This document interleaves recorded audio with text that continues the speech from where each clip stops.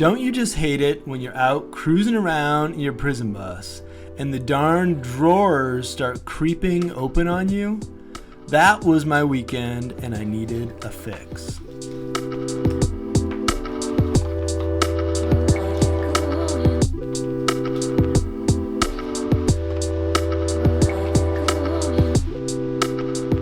So the first thing I tried was to buy a pack of these pretty cheap RV drawer clasps on Amazon, and I installed one of them on the top of the drawer, and I immediately just didn't like it.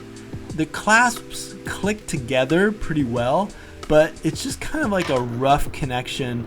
And call me picky, but there's something about drawers that you just want a nice even flow when you close them, and I wasn't getting that flow. It also interfered with the relief, kind of increased the relief on the side of the drawer. So in the end, these were a big no for me, at least in the kitchen. Maybe I'll reuse them somewhere else on the bus.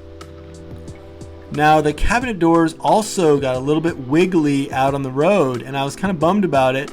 I had used those kind of fancy slow close hinges, and they're just not like prison bus certified for the shaky, bumpy highway. So anyway, I pulled both doors off and I replaced one side just to sort of test it out with a standard hinge, and it's a lot more solid and I think it's going to work out.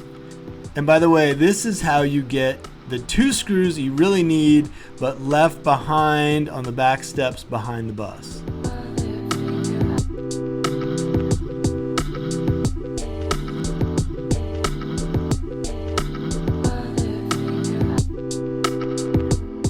Now, speaking of that back storage area, I wanted to build in some transferable kind of mobile bins for lighter stuff that would work back there in the garage. Nothing permanent, and so what I came up with still leaves room on the floor for things like snowboards and gear and tools or whatever, but locates those bins up above, and I think it ended up working out pretty well.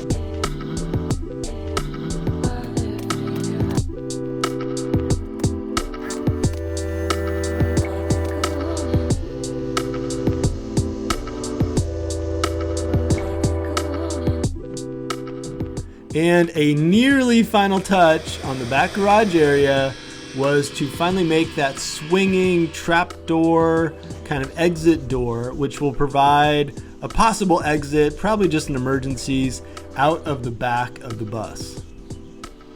And after putting a few coats on the door, I went ahead and affixed it with some hinges up at the top.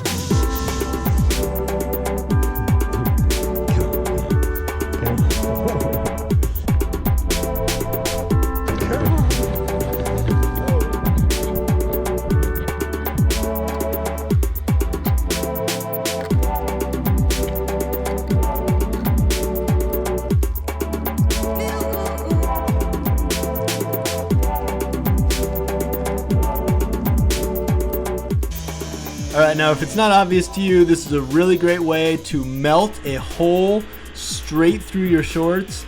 I don't know why, but this day I was wearing some kind of like nylon or synthetic mountain biking shorts out there. They're just not up to the task of taking the sparks like a pair of Carhartts or work jeans or whatever.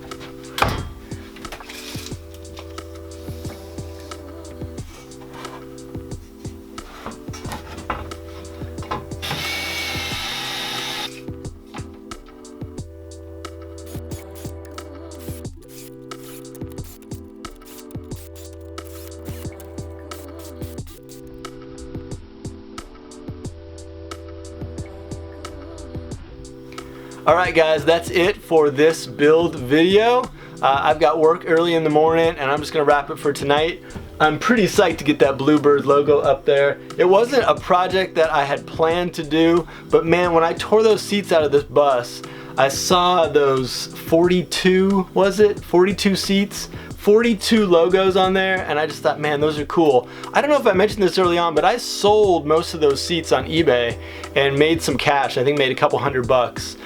Which at the time was really nice because it helped to pay for plywood for the floor. But I saved a couple seats, not intentionally, they just didn't sell, and that's why I ended up having some extras to do various things with, and I've still got a few left. So if you like that Bluebird logo, let me know. I'm thinking about putting a few more around the bus, but I don't want to overdo it. So I don't know. Anyway, I'm just wondering what people think. I've got a photo stream on Instagram, check that out. I'm also on Patreon where I keep a vlog about what's going on, and I'm gonna see you in the next build video about the prison bus.